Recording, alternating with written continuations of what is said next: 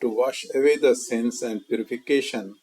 There is a little known Hajj somewhere in Yemen where the people go and take a dip in the lake to wash away the sins and purification. That is in a Muslim Arab country, not somewhere in India and Pakistan.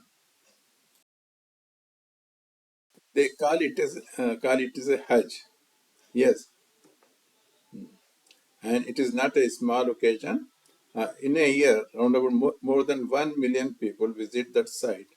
Okay, in the place Hazramaut of Yemen, uh, there is a so-called grave of Hazrat Hud alayhi salam, the Prophet Hud alayhi salam.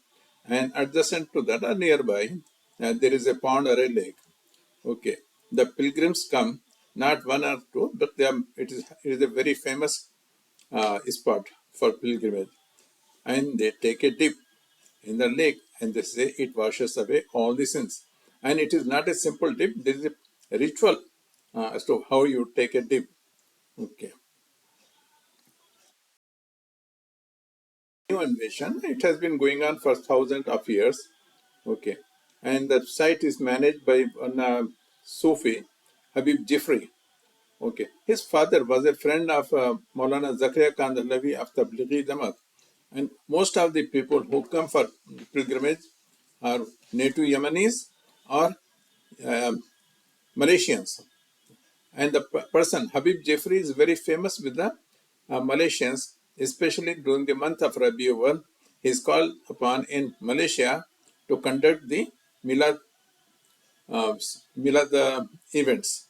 He is very famous. Darul Mustafa. It is a very big school, and especially the Muslim students who go to South Africa and those places, um, especially the Devbandis, once they complete, especially the kids from UK, UK and USA, they go to South Africa with Ibrahim Desai. Once they finish their studies there, they go to this Darul Mustafa because the lodging and staying and everything, lodging, boarding is free there. Okay. A Muslim country, an Arab country, where they know the language of the Quran and everything, but still they indulge in all this nonsense, grave practices and this thing. Okay.